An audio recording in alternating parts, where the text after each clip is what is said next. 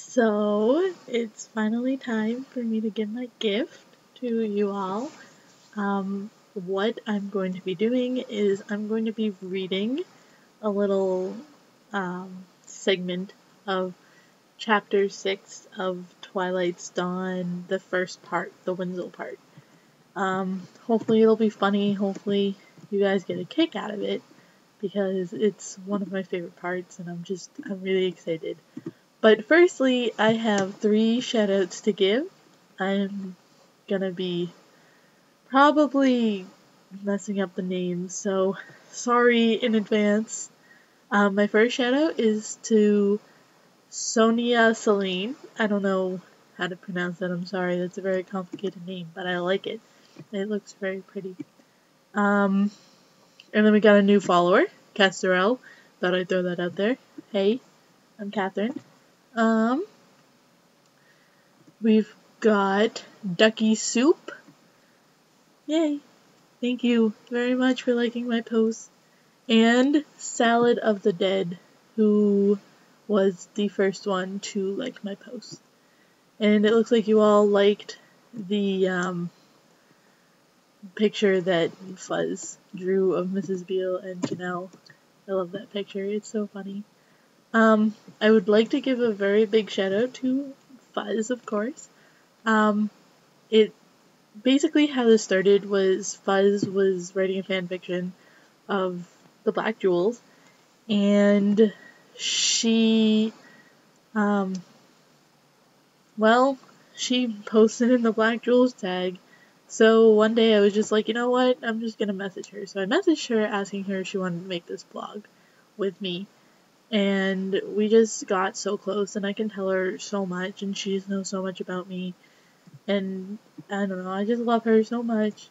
Happy Winsol Fuzz, I love you so much, and thank you for making this video possible with your cloud reader online. Thank you, I love you. Okay, so basically the beginning of the section I'm reading is Damon was told by Janelle to guard the Winsol gifts. So, I'm gonna start where, Lucifer comes in, if I can find it.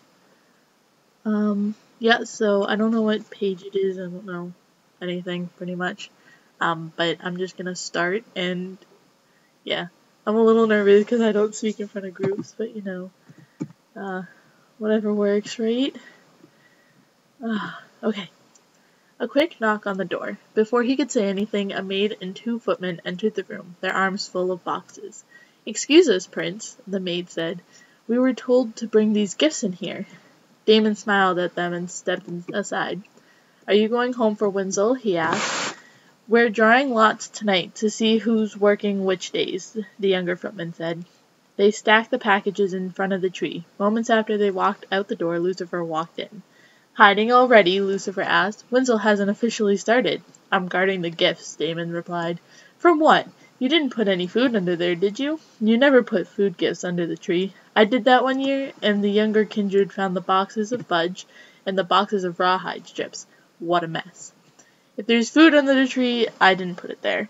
"Good. There's something I want to show you. I had it made for Damonar, and—" A quick knock on the door, and another maid entered the room. "I was told to put these packages under the tree," she said. "They're going to be in and out of here for the rest of the day," Lucifer muttered as soon as the maid left. "Let's find another room. We need a couple of minutes in private." "I'm supposed to guard the gifts," Damon said. "Tch! The little beast is in the playroom, enthralled by jingling puppies, so the room will be fine. We won't go far. Besides, he doesn't know which room has the presents." Since Damon thought guarding the gifts was pointless exercise anyway, it didn't take much persuasion. He and Lucifer hurried along the corridor, sneaked around the corner, and slipped into another sitting room. Do we ever use this room?" Damon asked, looking around. "Male sanctuary," Lucifer replied. "Used it when the coven lived here most of the time. Gave the boyos breathing room to talk amongst themselves while still being close by if they were needed." He waved a hand, dismissing further interest in the room. "Look at this," he called in a rectangular wooden glass box. Damon obediently leaned over to look into the box. "It's a bug in the box," Lucifer said, grinning. From one end of the box, a little black beetle emerged. As it made its way to the other end, it grew and grew and grew until pop! There were sounds. Damon wasn't sure a beetle actually made sounds that were a cross between insect noise and cranky grumbling, but it added to the appeal, or the disgust. He had a strong suspicion the emotion of the person viewing this little toy would depend on whether that person had a penis or breasts. "You have that box shielded, don't you?" he asked. Lucifer made a huffy sound of disbelief. "I've got it triple shielded. There's no way Damonar is getting that bug out of the box." "If he does," Damon looked at his brother. Lucifer sighed. "The only question will be whether Marion tries to kill me before she divorces me or after." "As long as you know the risks," he grinned. "Couldn't help it. Damonar will love it. Yeah, he will." Picturing Damonar's face when the boy opened the gift reminded him of where he was supposed to be. "I'd better get back to guarding the gifts." Lucifer vanished the box. "I'll go with you. If I look like I've got something to do, maybe I won't get cornered into doing something." They hurried back into the room, opened the door, and froze just inside the doorway. "Hell's fire, Mother Night, and may the darkness be merciful." "He wasn't anywhere near this room when I left," Lucifer said. "I swear by all I hold dear, he wasn't anywhere near this room." Well, the little beast was in the middle of it now, sitting on the floor, surrounded by various sized boxes and drifts of torn wrapping paper. "Papa!" Damonar cried. "Uncle Damon, listen!" Bang, bang, bang, the sound of the box on the floor, and the sound of something delicate, and no doubt expensive, breaking inside the box.